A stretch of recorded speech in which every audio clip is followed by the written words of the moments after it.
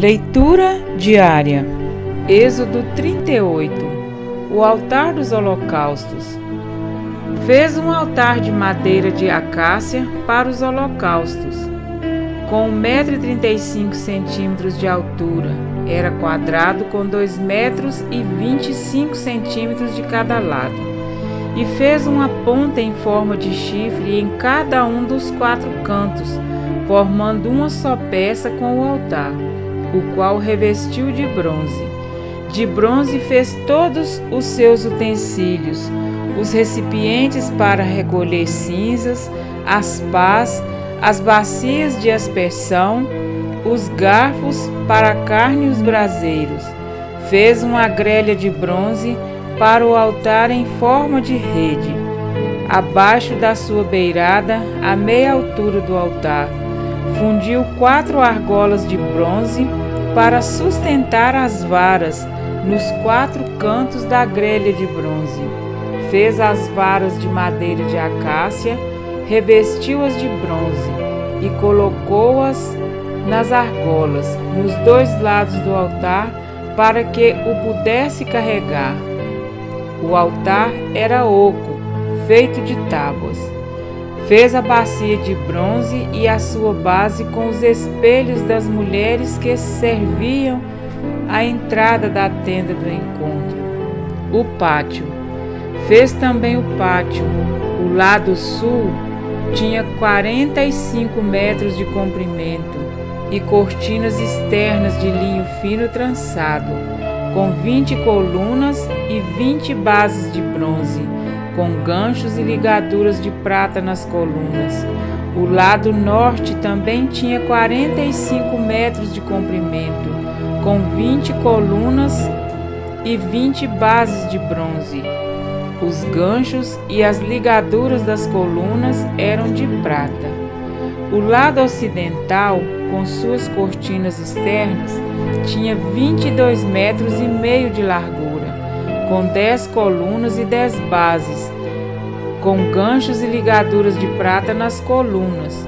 O lado oriental, que dá para o nascente, também tinha 22 metros e meio de largura.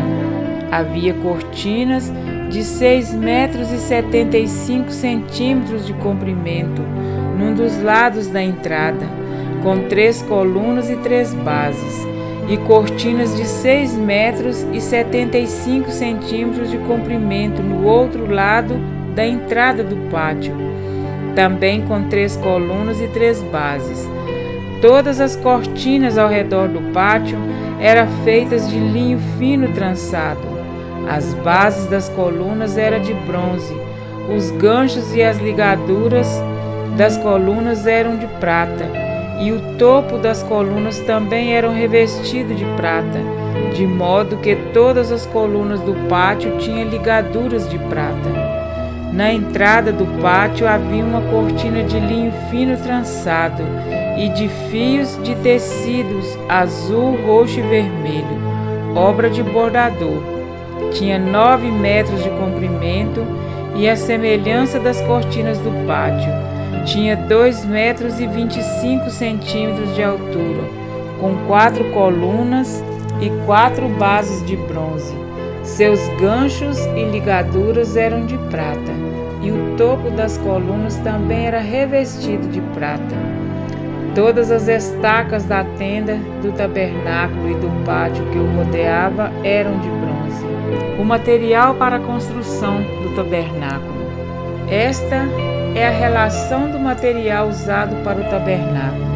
O tabernáculo da aliança, registrada por ordem de Moisés pelos levitas, sob a direção de Itamar, filho de Arão, o sacerdote. Bezalel, filho de Uri, neto de Ur, da tribo de Judá, fez tudo o que o Senhor tinha ordenado a Moisés. Com ele estava Lioabe, filho de Aizamaque, da tribo de Dan, artesão e projetista, e também bordador em linho fino e de fios de tecidos azul, roxo e vermelho. O peso total do ouro recebido na oferta movida e utilizado para a obra do santuário foi de 1 tonelada, com base no peso padrão do santuário.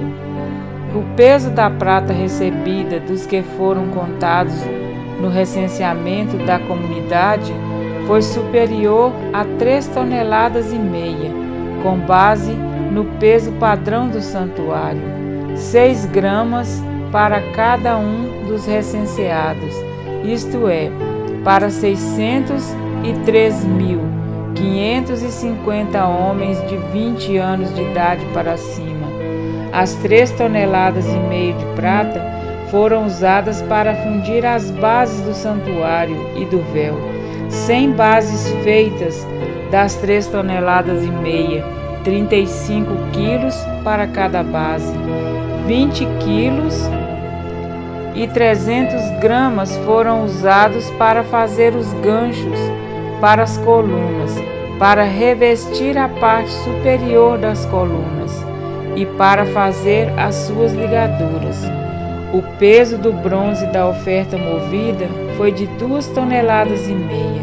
Ele utilizou para fazer as bases da entrada da tenda do encontro, o altar de bronze, a sua grelha e todos os seus utensílios, as bases do pátio ao redor e da sua entrada, e todas as estacas do tabernáculo e do pátio em derredor.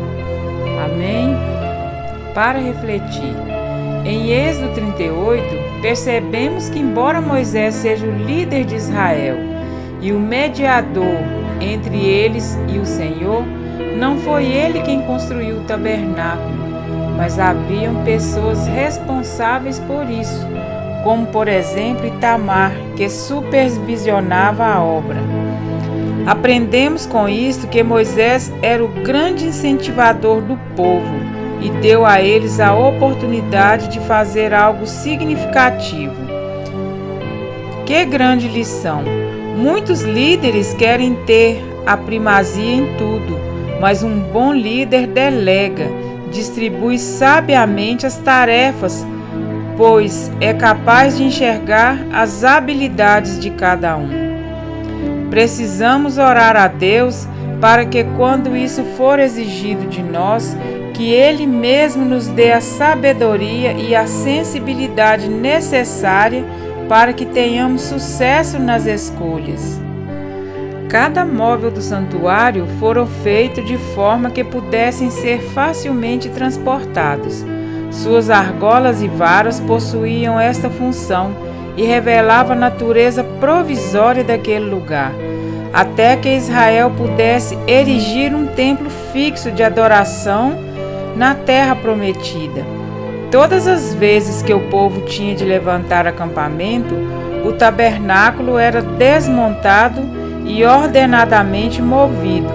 Deus delegara ao homem o sagrado privilégio de participar deste momento. Onde quer que estivesse a nação eleita, ali estava a presença de Deus e a sua mensagem de salvação.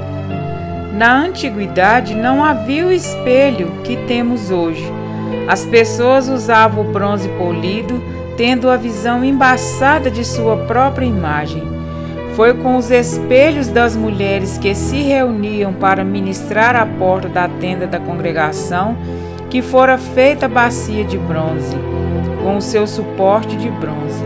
A aplicação deste espelho foi utilizada por Tiago ao declarar: porque se alguém é ouvinte da palavra e não praticante, assemelha-se ao homem que contempla no espelho seu rosto natural e se retira para longe, se esquece de como era a sua aparência. Tiago 1, 23, 24. Há um caminho muito bem delineado na estrutura do santuário. O altar do holocausto, simbolizando o sacrifício de Cristo, representa o primeiro passo da conversão. Em seguida, vem a bacia de bronze ou pia de purificação, simbolizando o batismo, o reconhecimento do pecador, de que precisa ser lavado e purificado dos seus pecados. Assim como o espelho revela a nossa aparência e imperfeições, o batismo é um testemunho público de que somos todos pecadores e carecemos da graciosa água da vida, a fim de nos purificar e regenerar. Deus revelou em seu santuário as etapas da vida cristã que não podem ser negligenciadas ou ignoradas. Cristo poderia ter vindo ao mundo simplesmente morrer pelos nossos pecados, mas Ele escolheu nos ensinar a viver a vontade de Deus e, mesmo sendo o próprio Deus, cumpriu fielmente cada etapa pré-estabelecida no santuário.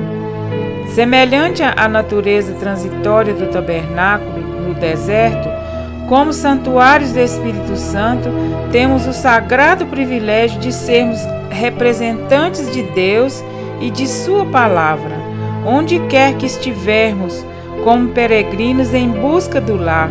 É nossa missão buscar viver com Cristo, como Cristo viveu, e ensinar a outros enquanto caminhamos.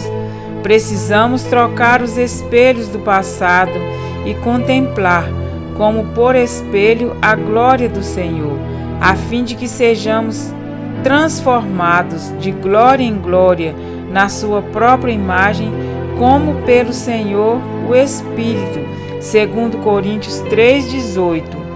Então, Deus aceitará as nossas ofertas e não permitirá que nenhuma delas passe despercebida, enumerando-as para a eternidade.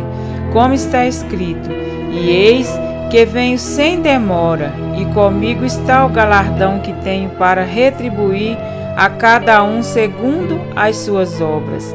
Apocalipse 22:12. Olhemos para Cristo e certamente viveremos. Amém? Fique conosco, continuemos juntos. Que Deus continue nos abençoando em Cristo Jesus. Um grande abraço a todos.